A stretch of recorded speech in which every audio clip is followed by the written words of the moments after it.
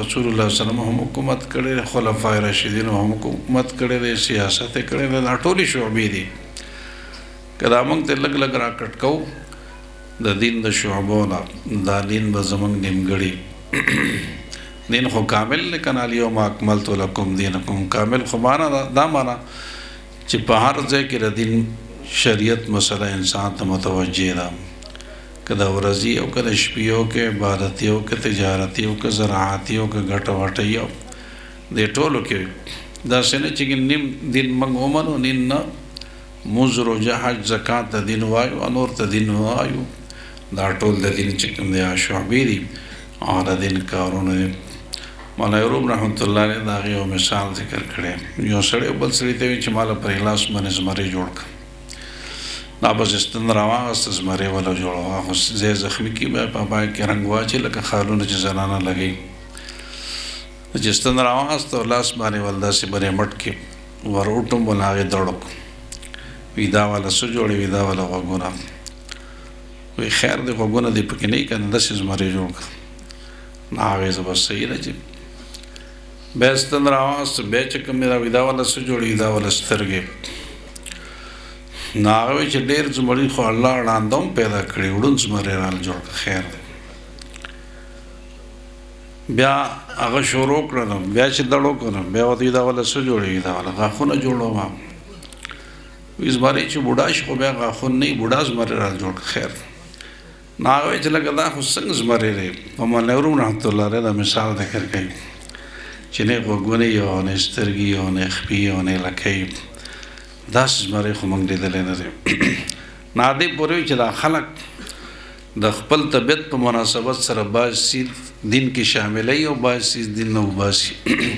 دا ټول دین کامل دین نه، بلې ټولو شعبو کې چې کوم دی د هغې اثر شته. نو بیا یو مثال بل ذکر کړی وي. یو سړی و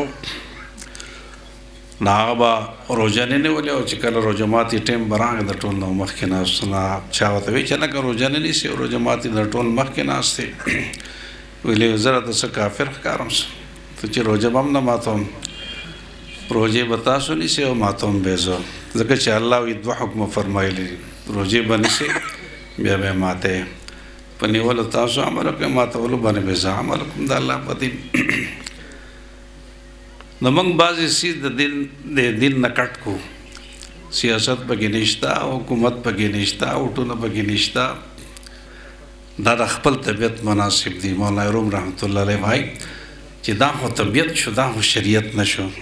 شریعت خو کامل شریعت دی او موږ د هغې مطابق خپل طبیعت مطابق بعض څیز دي وباسو، بعضې پکې عادت نه کوو. لہذا دین زموږ کامل دین دی، په کامل دین به عمل کول غواړي. نو هلته سړی چې کوم دی دغه الیوم اکملت لکم دینکم، دا خو ډېر د خوشخبرۍ اعلان دی.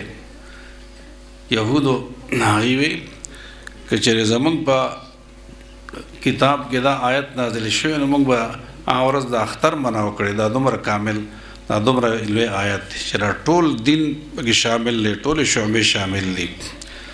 په دغه حواله سره علما کرام په دغه سیاستونو او دغه کې حصه اخلي، دا خپله ذمهواري ګڼي، داسې نه چې ګڼي د چا زور دی، ذمهواري ګڼي او لکونو علما کرامو تایید هغې ته حاصلي. او دا سره دا نه چې ګڼي خلک وایي کرسۍ لپاره دې لپاره، دا داسې نه ده، بلکې دا چې کوم دی د الله د دین خدمت دی. که الله د قیامت په ورځ د عالم نه تپوس وکړي چې ټول خلک میدان ته راوتې او بېدینۍ دپاره یا بل شی دپاره خپل غرض و مقصد دپاره کوشش کوو، تاور یې نه کوو، بیا به عالم سره جواب نه وي. د عالم په میدان کې یا د عالمانو خادمان او د عالمانو مرستیال دا په میدان کې ولاړ دي. نو موږ ټولو باندې ضروري دا ده چې موږ به د هغې تعاون کوو. یا ایها الذین آمنوا اتقوا الله، ای مسلمانانو د الله نه ویریږئ او کونوا مع الصادقین، د ښو خلکو ملګرتیا وکړئ. او ښه خلک دا یوه ډله به رسول الله صلی الله علیه وسلم فرمایي، حدیث مبارک دی چې تر آخره پورې تر قیامته پورې به په دین باندې کلکه ولاړئ، د چا د زور او زیاتي نه به یریږي نه، د چا نه ملامتیا نه به نه یریږي او کلکه به ولاړ د دین دپاره او محنت چې کوم دی کوي. امام بخاري رحمت الله علیه ترجمة الباب کې اوس لیکلي دي چې دې ډلې نه څوک مراد دي، هغوی چې هم العلماء اهل علم مراد دي، علما مراد دي، د علماو جماعت مراد دی، د علماو ډلې مراد دي. الحمدلله زمونږ ډله د علماو دا د زرګونو نه بلکې لکونو علماو باندې مشتمل ډله ده، جمعیت علماء اسلام، او دارنګې زرګونه خلک پای کې دي. نو الله وایي د هغې ملګرتیا به چې کوم دی کیدی، نو دا علما وایي چې تر قیامته پورې به یو ډلې، ځکه د الله حکم خو تر قیامته پورې دی، داسې نه چې څه وخته پورې به وي څه وخت کې پورې منئ. نو صادقینو ډله د ښو خلکو ډله دا به تر قیامته پورې، او دا امام بخاري وي دا د علماو ده، لہذا د هغې ملګرتیا ضروري ده. وکونو مع الصادقین. دا یو امتحان د قوم باندې علماء کرام ولاړ دي، د علماء کرام مرستیال ولاړ دي، علماو په هغې باندې اعتماد کړی دی، لکونو علماو. انشاءالله پوره پوره اعتماد به تاسو هم کوئ، داسې م خوښه انشاءالله تعالی.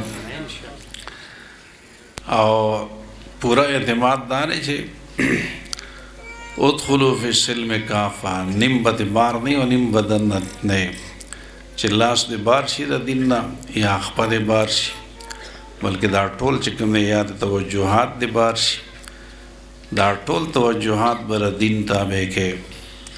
نو کتاب او دارنګې د علماء ملګرتیا به ضروري. الله پاک دې موږ ټول له د عمل توفیق نصیب کړي. علماء کرام تاسو ته ولاړ دي، د امتحان یو موقع ده. الله دغه امتحان کې تاسو الله نه دعا غواړئ چې الله پکې موږ کامیاب کړي، موږ مفتور نه شو. خلک وایي بدۍ کې ونه جنت شته ونه دوزخ شته، نو ما د جنت دوزخ خو به هر څیز کې شته. فمن یعمل مثقال ذرة خیرا یره ومن یعمل مثقال ذرة شرا یره. ذرې په مقدار نیکي وکړو نو ثواب به میلاویږي، او ثواب کوم ځای کې میلاویږي؟